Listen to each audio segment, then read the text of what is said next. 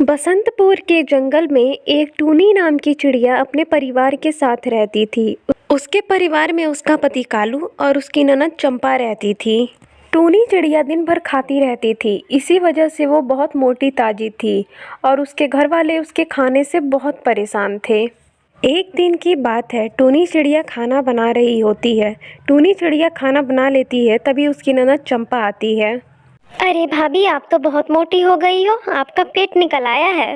हाँ, तुम सही कह रही हो, लेकिन मैं क्या करूँ, मुझे भूख बहुत ज़्यादा लगती है।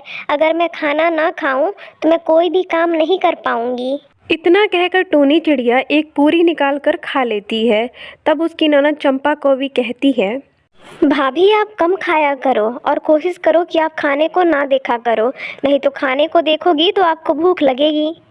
मैं जितना काम करती हूँ उतना ही खाती हूँ। मैं बहुत सारा काम करती हूँ, इसीलिए मुझे भूख लगती है। टूनी चिड़िया की बात सुनकर चंपा कवि अपने मन में कहती है, इनसे कुछ भी कहना बेकार है, क्योंकि अपने आगे तो ये किसी की बात मानने वाली है नहीं। इससे अच्छा मैं यहाँ से चली जाती हूँ। अच्छा भाभी, मैं चलती हूँ, मुझे कुछ ज़रूरी काम याद आ गया। चंपा कवि के जाने के बाद टूनी चिड़िया कहती है अपने आप से, बड़ी आई मुझे समझाने वाली। मेरा जितना मन करेगा मैं उतना खाऊंगी। इतना कहकर टूनी चिड़िया 2 पूरी और खा लेती है। टूनी चिड़िया के इस आदत से उसके घर वाले परेशान थे। इस बात से कालू कौवा भी बहुत परेशान था, क्योंकि उसकी बीवी को लोग मोटू और पेटू कह के बुलाते थे। धीरे धीरे समय बीतता है। टूनी चिड़िया खाती रहती थी और मोटी होती जाती थी। उसका अपने खाने पर कोई भी कंट्रोल नहीं था। एक दिन कालू कौवा कहता है टूनी से, तुम इतना ज़्यादा खाती हो, मुझे बिल्कुल अच्छा नहीं लगता है। थोड़ा अपना वजन कम करो, सब तुम्हें मोटी और पेटू कह के बुलाते हैं।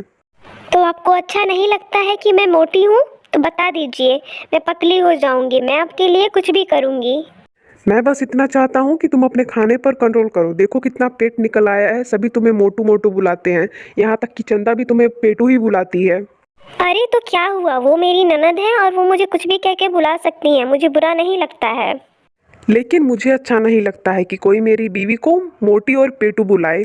इसलिए कह रहा हूँ, तुम अपना वजन कम कर लो और खाने पर कंट्रोल करो। इतना कहकर कालू कौवा वहाँ से चला जाता है। कालू कौवे के जाने के बाद टूनी चिड़िया अपने आप से कहती है, अब मैं किस किस की बात सुनूं? सभी मेरे खाने के पीछे पड़ गए हैं, कोई मुझे चैन से खाने नहीं देता है। धीरे धीरे समय गुजरता है। टूनी चिड़िया का अपने खाने पर कोई भी कंट्रोल नहीं रहता है।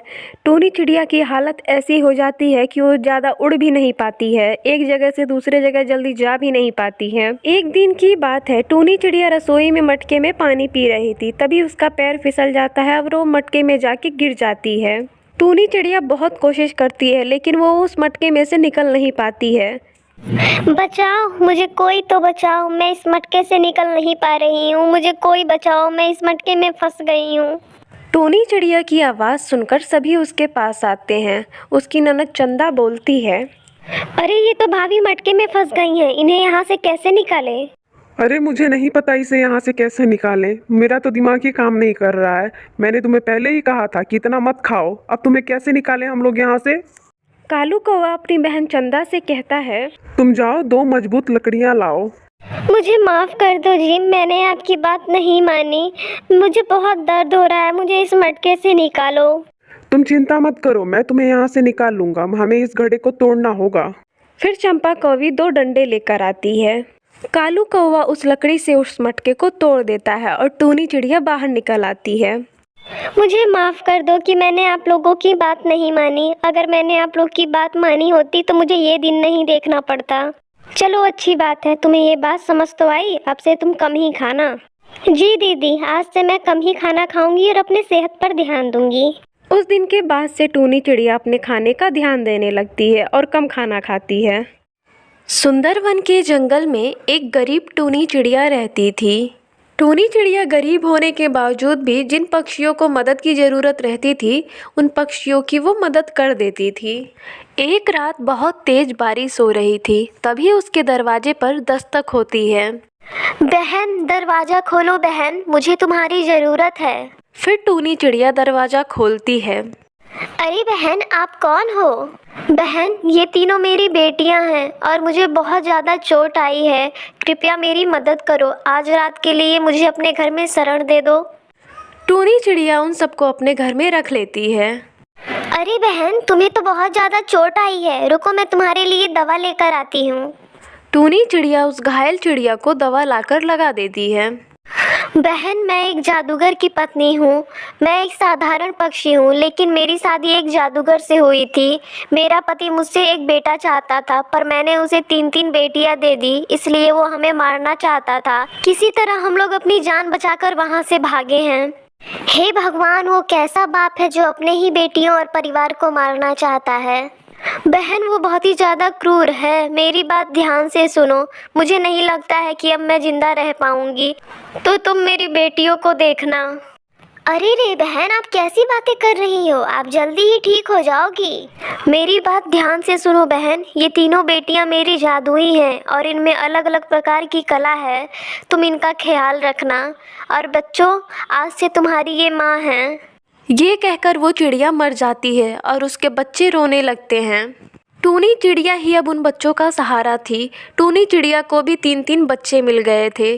अगले दिन जब टूनी के पड़ोसी उसके घर में 3-3 बच्चे देखते हैं तो वो उससे कहते हैं, अरे टूनी बहन, ये तीनों बच्चियां किसकी हैं और कहाँ से आई हैं? ये तीनों बेटियां मेरी बहन टुनटुनी की हैं। अब से मैं ही इन्हें पालूंगी, वो अब इस दुनिया में नहीं रही। पर टूनी, तू तो अपना ढंग से गुजारा कर नहीं पाती है, इन बच्चियों को क्या खिलाएगी?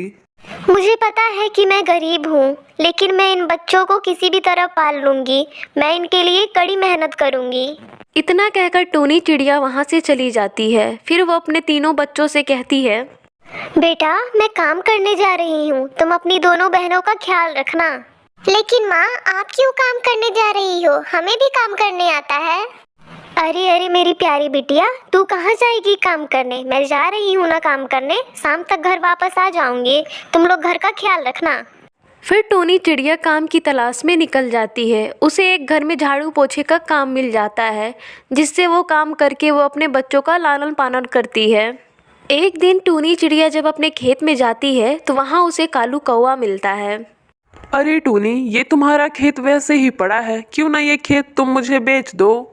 अरे कालू भाई, ये तुम कैसी बातें कर रहे हो? मैं ये खेत कभी नहीं बेच सकती हूँ। एक बार अच्छे से सोच लो टूनी, तुम्हारी 3-3 बेटियां हैं, आगे तुम्हें उनकी शादी भी करनी है। मैं तुम्हें इस खेत की अच्छी रकम दूंगा। इतना कहकर कालू कौवा वहाँ से चला जाता है। तभी टूनी चिड़िया की तीनों बेटियां प्रकट होती हैं। माँ, आपसे वो कालू कौवा अंकल क्या कह रहे थे? अरे बेटा, कुछ नहीं, वो तो वैसे ही बोलता रहता है।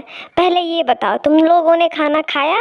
नहीं नहीं माँ, पहले आप बताओ कि उन्होंने ऐसा क्या कहा कि आपकी आंखों में आंसू आ गए। फिर टूनी चिड़िया सारी बात बताती है। टूनी चिड़िया की छोटी बेटी बोलती है, माँ, आपने ये बात हमें पहले क्यों नहीं बताई? हम इस पर खेती करना चाहते हैं माँ। हमारी जादुई शक्तियाँ कब काम आएंगी? हम इस पर खेती करेंगे माँ, बस आप हमें इजाज़त दे दो। नहीं नहीं बच्चों, अगर जादुई शक्तियों के बारे में जंगल वालों को पता चला तो वो तुम्हारा गलत फायदा उठा लेंगे। माँ, जंगल वालों को कुछ पता नहीं चलेगा, बस आप हमें इजाज़त दे दो। टूनी चिड़िया मान जाती है और उन्हें खेत में काम करने की इजाज़त दे देती है। आधी रात हो जाती है। तीनों चिड़ियाएँ जाती हैं खेत में और अपने जादू से अनाज उगा देती हैं। जब अगली सुबह टूनी चिड़िया देखती है तो अपने खेत में लहलाते अनाज को देखकर हैरान हो जाती है। फिर टूनी चिड़िया अपने बच्चों से कहती है, ये क्या बच्चों, तुम लोगों ने एक ही दिन में फसल उगा दी। अगर किसी को पता चला तो बहुत बड़ी मुश्किल हो जाएगी। नहीं माँ, किसी को भी पता नहीं चलेगा। अभी ये फसल कट के इकट्ठा हो जाएगी और फिर इसे हम बाजार में बेच देंगे। फसल कट जाती है और टूनी चिड़िया बाजार में उसे ले जाकर बेच देती है। उससे जो पैसे मिलते हैं उससे वो अपना गुजारा करती है। फिर खुशी खुशी वो अपने तीनों बेटियों के साथ रहने लगती है।